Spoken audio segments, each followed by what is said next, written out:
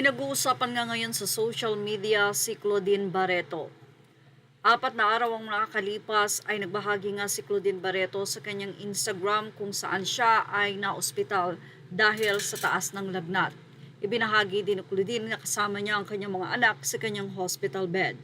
Anyway, narito po 4 days ago ang naging mensahe ni Claudine sa kanyang photo kasama ang anak na lalaki. Say ni Claudine, "Been needing to go to the hospital for weeks na. My BP has been too low and to be admitted was necessary. It's been scary this past couple of months but nothing prepared me for what was about to happen. While giving Noah a bath even with high fever, 2 nurses gave me a bath after Noah. I just jerked and my speech was slurred. I was disoriented while they carried me back to my bed.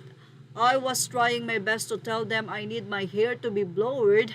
Yes, kaartehan po in a minute so many doctors and nurses kept telling everyone but patient not knowing the meaning. They brought me to the OR then MRI, injected me with something so painful I didn't even know how I got back to my room." Yan ang kwento nitong si Claudine. Part 1, I also shout out to my son, Saint. Ayaw lang magpa-video uli pero he like Ate Sab took great care of me. God, thank you for my children. I'm so blessed. At dahil nga sa pagkakasakit, si Claudine Barreto ay naghahanap na ngayon ng secretary or makakatulong niya sa kanyang hectic schedule at syempre sa pag-manage ng kanyang career or sa bahay. Ayon kay Claudine Palangas, please help me find pwedeng stay-in na secretary. Personal assistant na sana, sanay sa puyatan at very masipag. Marespeto, better if yung personal assistant may experience din sa accounting, yung every Friday i-report how much kinita at how much ang nabawas at kung saan ginamit yung money. Take care of the schedule ko at ang mga bata. Also, ang siya magpapatakbo ng lahat sa bahay namin. And sanay sa puyat kasi ganun po talaga sa shootings, tapings. Yung masipag, alerto, multitasker gaya ko po at importante, very neat and organized. Please pray na tamang tao ang makukuha ko to be an assistant. Please send your biodata, resume, NBI clearance. Kindly send all requirements to chrisangeli@yahoo.com. Hope to hear from all of you the soonest. Please pray for the perfect personal assistant accountant. Maraming salamat po sa inyo. Thank you for the help in advance. God bless you po sa inyong lahat. Tila hindi naman nagustuhan ng mga netizen ang nasabing announcement na ito ni Claudine. Anila kahit daw robot, baka hindi kayanin ang nasabing mga nais ni Claudine mangyari kung iisang tao lang ba ito hinahanap niya.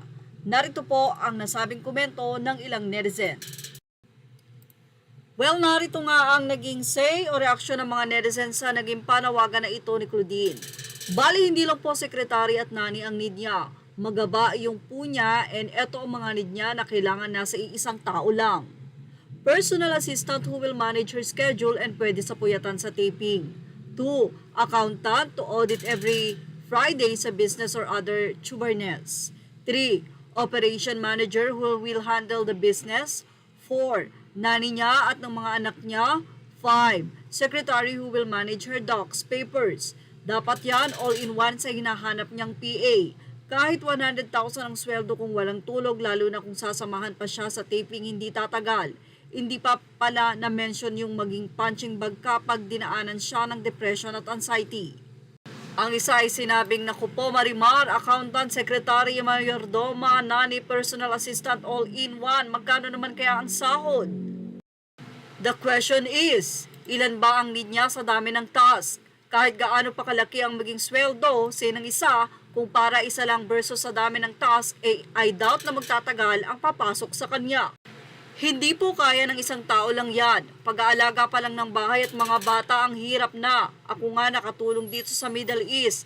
Kahit all around ako dito pero hindi ako laging puyat, minsan lang. Well, narito po ang naging komento ng isang netizen mula sa Instagram ni Claudine. "I suggest po, idol, that you hire 2 people for this job. Yung nagsisimula pa lang sa work, struggled na yan until you used to it.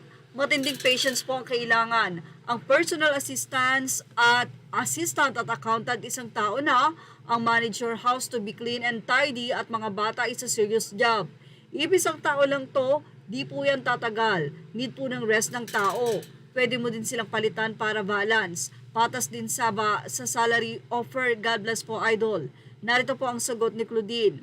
Mayaya po kami. Cook. At all-around schedule po ng paglilinis ng pool, siya tatawag. Pag may important event sa school, ilalagay sa calendar, etc. At may PA po ako, si Sol. May CPA rin, daily and weekly expenses lang ang ire-report. So ano ang masasay nyo sa naging say na ito ni Claudine? Matapos niyang i-announce na kailangan niya nga ng secretary. Pero bukod doon, kailangan din niya yung secretary dapat marunong mag-accounting. At kailangan din marunong mag-alaga ng bata. Kailangan din ay sanay sa puyatan. So hindi nilinaw ni Claudine kung araw-araw bang gagawin ito ng sekretaryeng hinahanap niya. At dapat daw ay pwedeng sumama sa taping. Well, ano masasay nyo? Yan ang ating showbiz snap update. Thank you for watching. Images are all credit to the rightful owners. Please like, share, and subscribe.